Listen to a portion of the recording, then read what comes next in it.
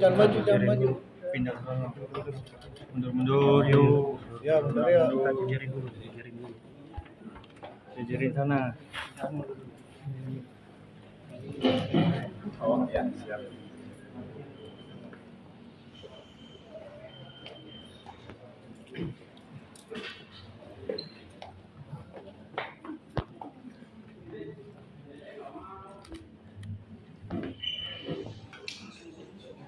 Assalamualaikum warahmatullahi wabarakatuh. Waalaikumsalam. Selamat sore, salam sejahtera untuk kita semua. Pertama-tama saya ucapkan terima kasih pada teman-teman wartawan baik dari media cetak maupun elektronik. Jadi pada hari ini saya ingin menyampaikan informasi terkait penyidikan dugaan perkara tindak pidana korupsi dalam pengalian dan penguasaan aset milik perusahaan daerah pembangunan. Awal kasus pada tahun 2004 sampai 2009, para tersangka ini mengajukan permohonan sertifikat tanah dan aset kepada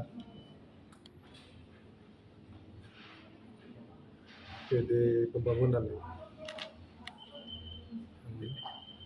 kepada BPN ya. Saya ulangi, kepada BPN.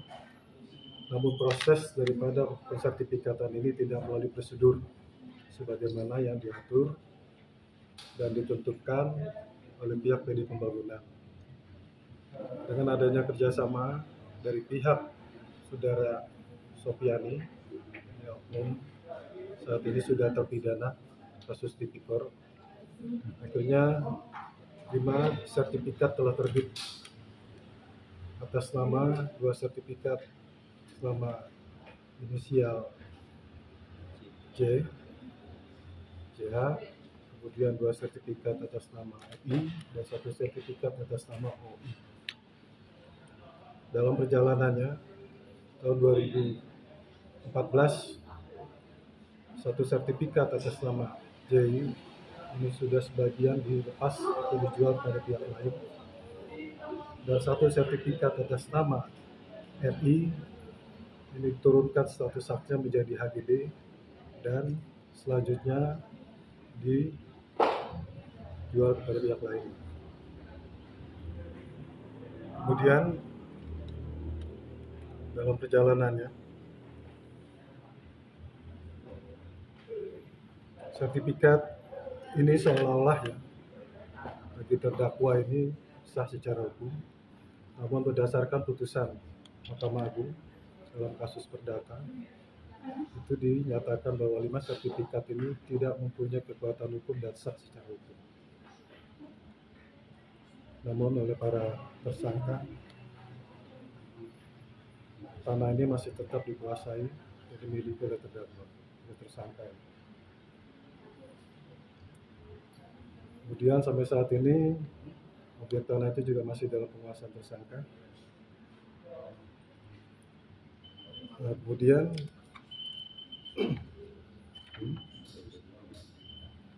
5 sertifikat ini tadi yang telah dinyatakan oleh putusan Mahkamah Agung tidak mempunyai kekuatan hukum dan tidak sah secara hukum. Kemudian kami menyatakan bahwa terdakwa telah melakukan perbuatan melawan hukum. Jadi saat ini kami penyidik dari bidang khusus Kejari Kota Cirebon telah melakukan pemeriksaan terhadap para saksi, ahli dan barang bukti. Kemudian diperoleh fakta ada 2 minimal alat bukti untuk menetapkan para tersangka ini sebagai tersangka.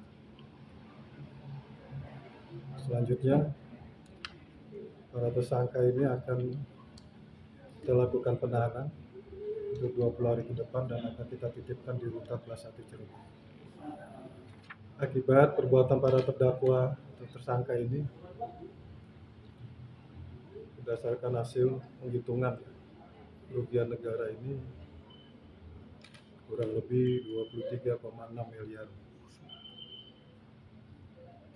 Dan para tersangka melakukan perbuatan tindak pidana korupsi sebagaimana diatur dalam ketentuan pasal 2 dan pasal 3 Undang-Undang Nomor 3199 sebagaimana telah diubah Undang-Undang Nomor 20 Tahun 2021 tentang pemberantasan tindak pidana korupsi. Mungkin itu yang bisa saya sampaikan kepada rekan-rekan semua. Nanti selanjutnya bisa mungkin ada sesi tanya jawab. Mungkin itu aja. Terima kasih atas Pada awal kasus sebenarnya awalnya Kejari Kota Cirebon melalui Satgas Mafia Tanah menerima laporan adanya dugaan